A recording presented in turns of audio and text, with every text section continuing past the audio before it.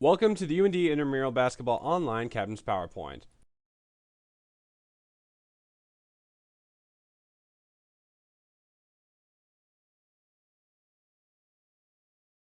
Here are the starting and ending dates of the regular season league and the playoff season for this. As the captain, you serve as the liaison between the intramural program and your team. Make sure you are familiar with all sport rules and intramural policies. Make sure that each of your players are eligible to participate and let them know of scheduled game times. Let us know if you're unable to make it and regularly check your email for updates from the intramural staff. Before their first contest, each one of your players must be registered and join your team's roster on INTRAMURAL, where you will be able to find all schedules, rules, and free agent listings. In order to be eligible, all players must be a UND student or a faculty or staff member with a Wellness Center membership, be on your INLeague's team roster, and have their UND ID on them. Teams may have only 2 sport club members or former college varsity athletes competing in similar or related sports, and or pro or semi-pro athletes that haven't competed at that level in the past 2 years. Players can be added to the roster at any time before playoffs, but they can only play for one team. Ineligible players CONT will subject themselves and their team to penalties outlined in the intramural handbook. Each team in every game will be rated on a 1 to 4 point scale for their sportsmanship before, during, and after a contest. If a player is ejected from a contest, that player will be suspended from their next game.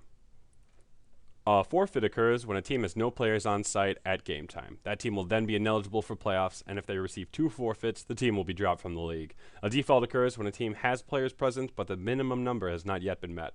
Or if the captain notifies the intramural office that they will not be attending a game at least 6 hours in advance. If they receive 2 defaults, the team will be ineligible for playoffs, and if they receive 3 defaults, they will be dropped from the league. To compete in playoffs, teams must have won at least 2 games, a cumulative sportsmanship rating of 3 or higher, no forfeits, and no more than 1 default. Only players that participated in the regular season can participate in playoffs, and playoff scheduling may be different than regular season scheduling. No individual is allowed to be in possession or under the influence of alcohol or drugs. Any player caught will be immediately removed, suspended from their next game, and reported to UND safety.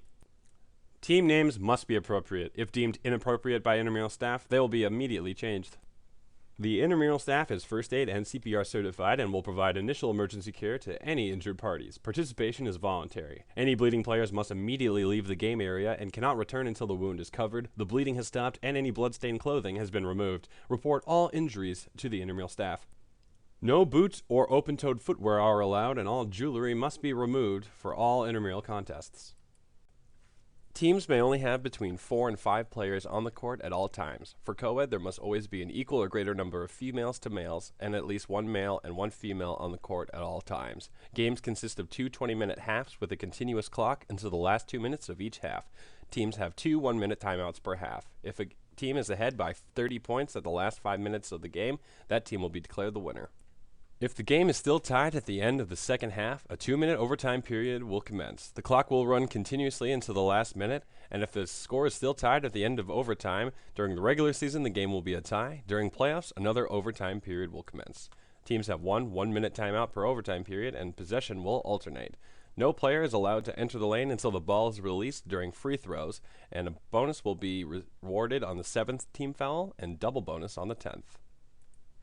Dunking is allowed during games as long as the player does not hang on the rim. Doing so will negate any points accumulated, and the player will receive a technical foul. There is also absolutely no dunking during warm-ups, halftime, or after the game.